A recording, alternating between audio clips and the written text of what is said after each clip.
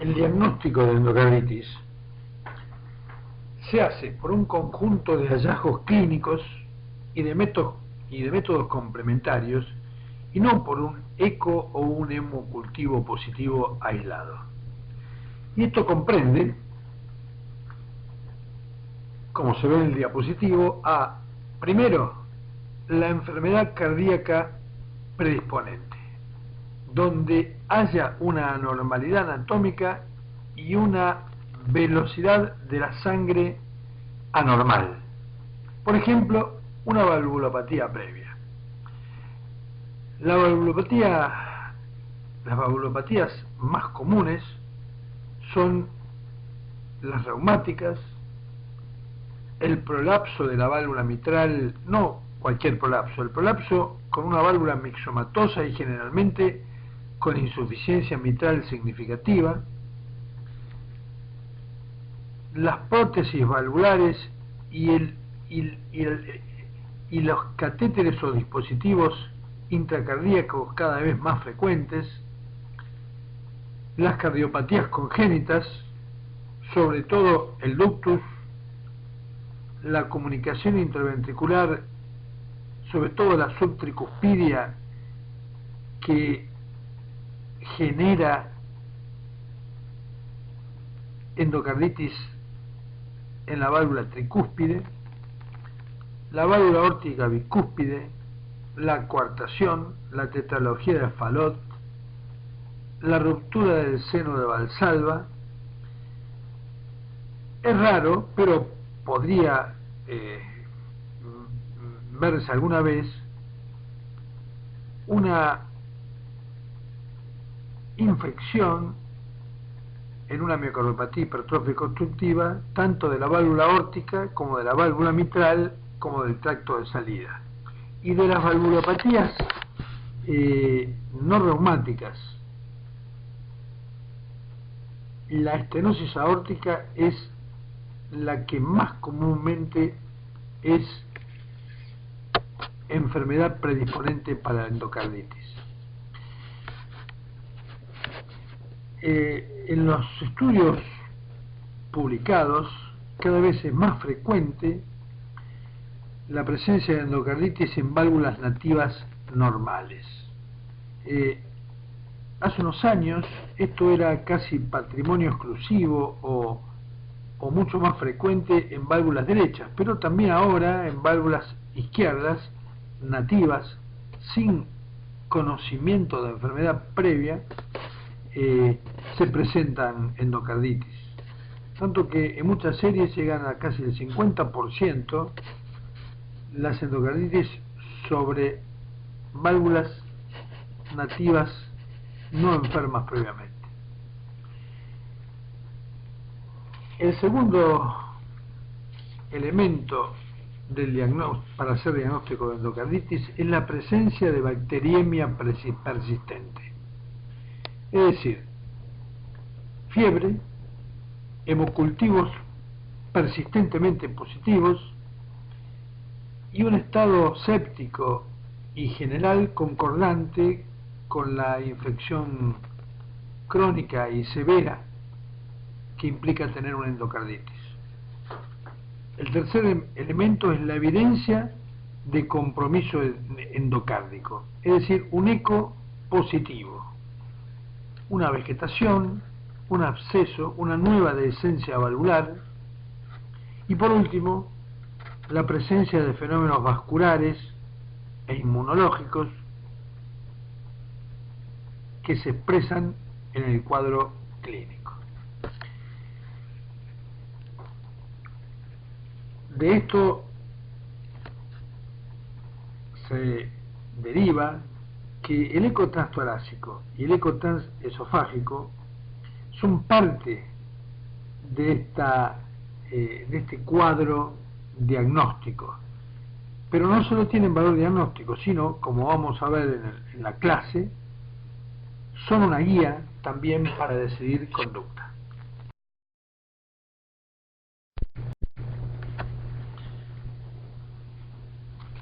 Entonces,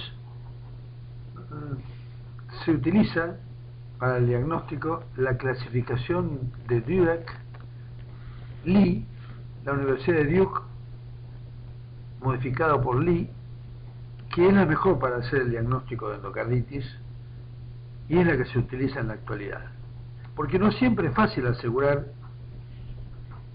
que hay una endocarditis y no hacer diagnóstico o infradiagnosticar puede provocar una catástrofe, la muerte inclusive, y sobrediagnosticar puede provocar semanas de tratamiento antibiótico con costos y efectos adversos hasta la internación.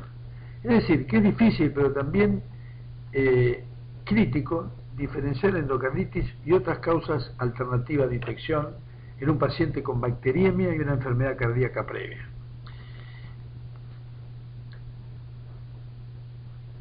El diagnóstico diferencial de un paciente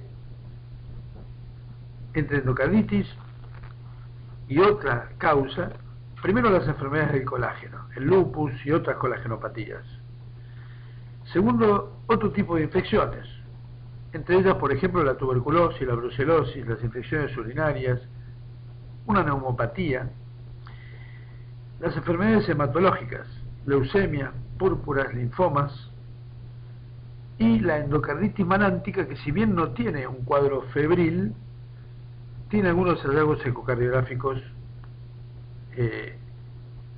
que confunden con endocarditis. Se establecen criterios mayores, dos criterios mayores. Uno,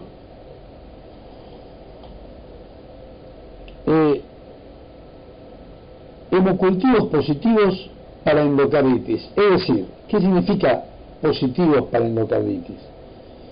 Que sean dos con gérmenes típicos separados por más de una hora. Y los gérmenes típicos son Streptococcus viridans, Streptococcus bovis, los gérmenes del grupo ASEC, Staphylococcus aureus o Enterococcus.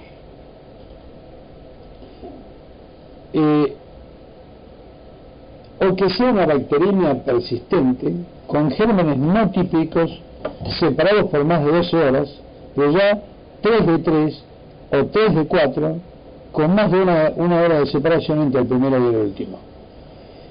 Si se trataba de una Coxiella burnetii, con que haya un solo cultivo positivo o un título de anticuerpos mayor de 1 en 800, también se hace el diagnóstico. Y el otro criterio mayor es la evidencia de compromiso endocárdico, es decir, que haya un eco positivo para endocarditis, es decir, una vegetación, un absceso o la presencia de una nueva dehiscencia protésica, o alternativamente que haya un nuevo soplo, es decir, una nueva regurgitación valvular. La vegetación y el absceso son los criterios más comunes, porque la presencia de una dehiscencia protésica no es rara en un paciente no infectado, y se tendría que tener un estudio previo y a veces un transesofágico previo para determinar que esa dehiscencia que vemos ahora para descartar endocarditis sea nueva o no. Lo mismo es el nuevo soplo. Se le encuentra un soplo al paciente y el paciente muchas veces no sabe si antes tenía o no tenía un soplo.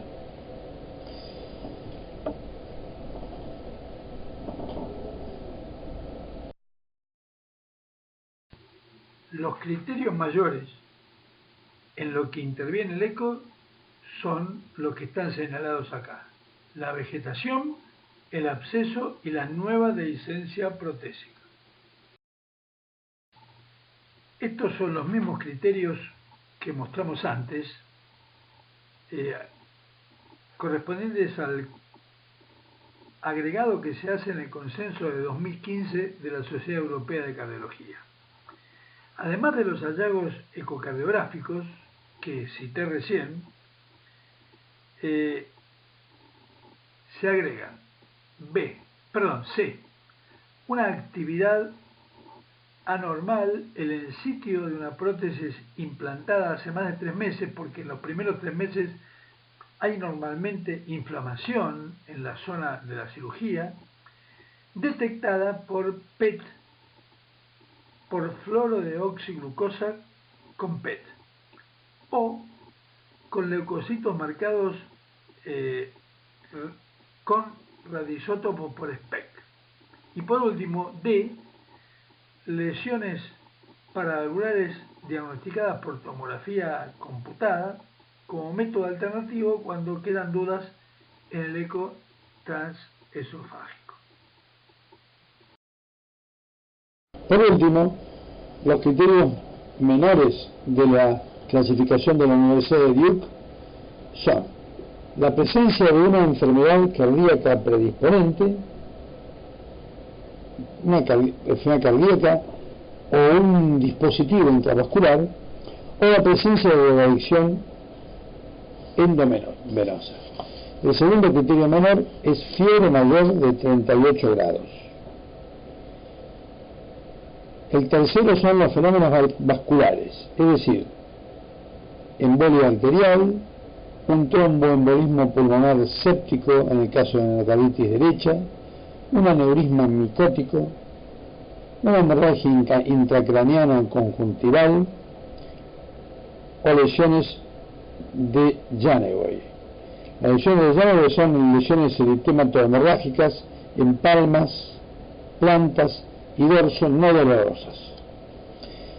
Los fenómenos inmunológicos son la glomerulonefritis, los nódulos de Osler, las manchas de Roth en el fondo de ojo, el factor reumatoideo, sin una enfermedad reumática previa conocida, por supuesto, y la presencia de petequias. Los nódulos de Osler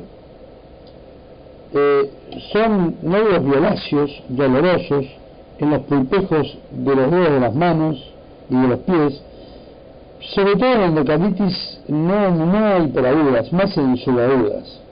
Y la mancha de Roth en el fondo del ojo son lesiones hemorrágicas edematosas, exudativas en la retina.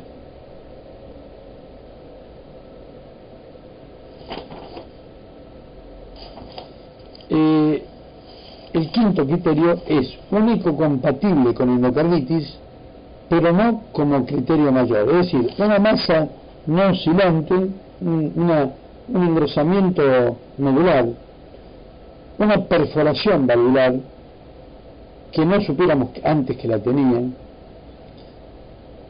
Y el último criterio es hemocultivos positivos sin ser criterio menor. No son gérmenes típicos y no hay muchos hemocultivos positivos.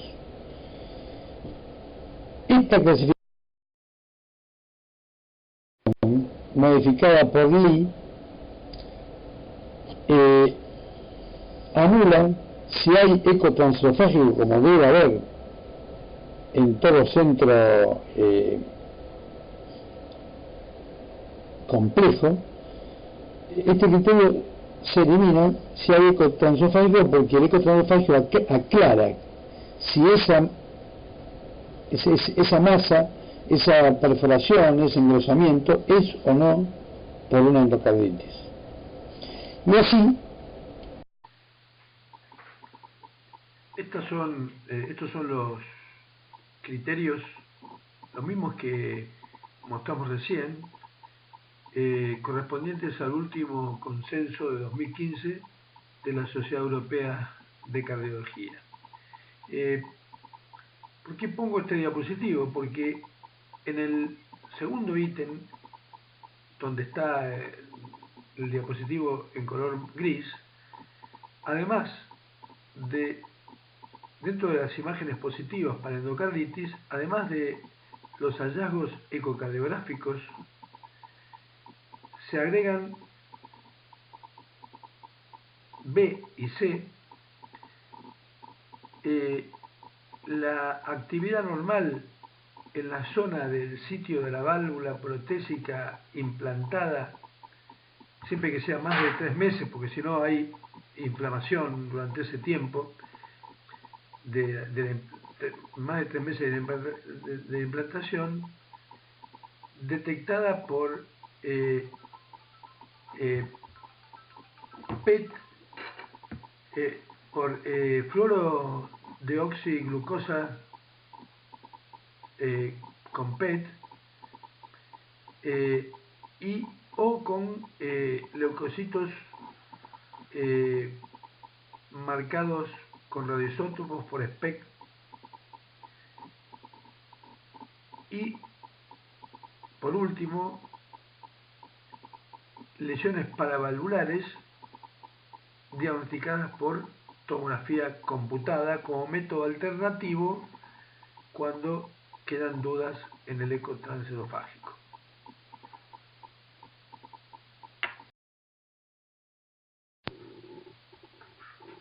Como en el comienzo de la clase, saldremos ahora por un momento de la ecocardiografía para ir nuevamente a la endocarditis en sí. Ya saben ustedes que la mayoría de los pacientes con endocarditis infecciosa activa necesitan ser tratados con antibióticos y medidas distintas según la circunstancia clínica del paciente.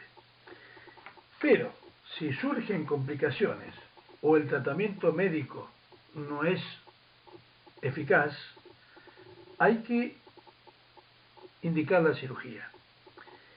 En los pacientes con descompensación cardíaca derivada de la lesión valvular generada por la endocarditis, porque fracase el tratamiento médico o que tenga embolias recurrentes, se puede ir a reparación o reemplazo valvular. Cuando la endocarditis ya está curada, que se opere o no, después de la etapa activa, va a depender de la gravedad de la lesión residual. Pero recientemente, en los últimos 3 o 4 años, han aparecido en los consensos de Estados Unidos y de Europa, hay modificaciones en las recomendaciones, y la Sociedad Argentina de Cardiología hizo una revisión de su consenso, que es lo que está en pantalla, porque en esas guías, sobre todo las europeas, en el tratamiento quirúrgico, en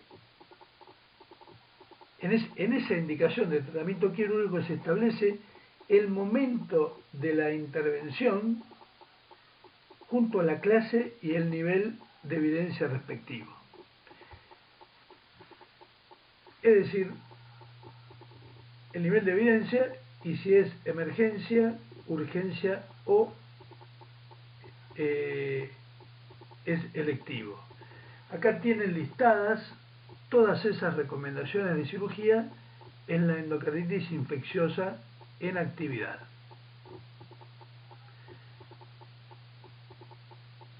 Dejo esto en pantalla unos minutos, o ustedes pueden detenerlo, y después paso al siguiente diapositivo que sigue con este tema.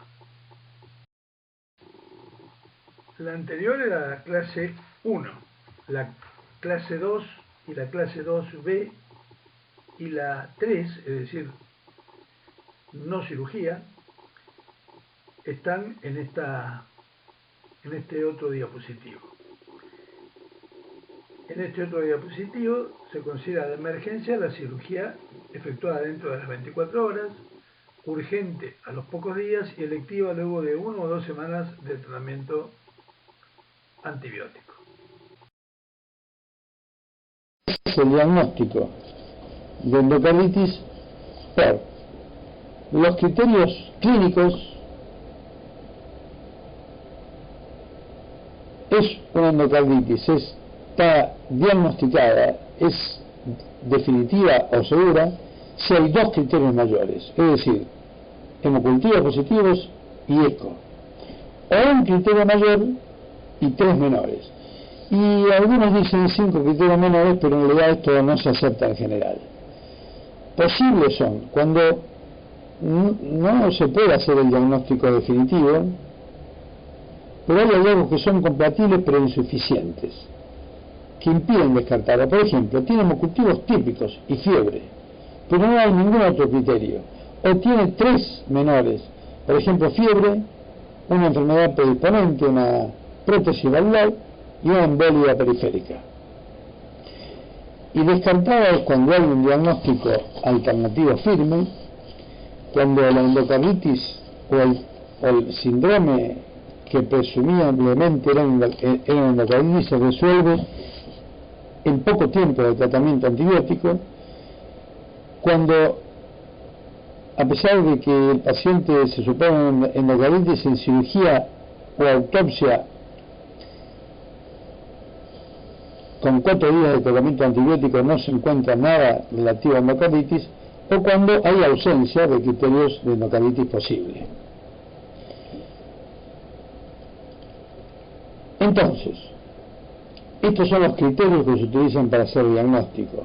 Criterio que un ecocardiografista debe conocer, porque en realidad, sabiendo esto, es como en el informe orienta al médico que pide el estudio acerca del hallazgo o la ausencia de hallazgos que encontró en su estudio. La utilización de estos criterios ha mejorado la morbilidad en los últimos años, porque el diagnóstico es más precoz, porque los antibióticos además son más efectivos y porque la cirugía también es más precoz en base a los hallazgos.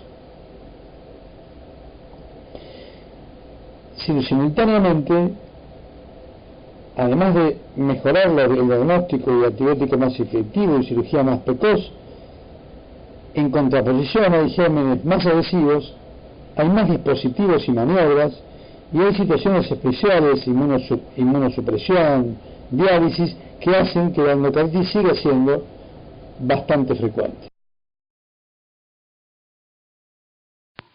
Ya lo dijimos en la clase. Esta es la clasificación mejor, con las modificaciones hechas con radioisótopos y TAC, pero no incluye al Doppler y, como dijimos ya en la clase, el valor predictivo negativo de la regurgitación.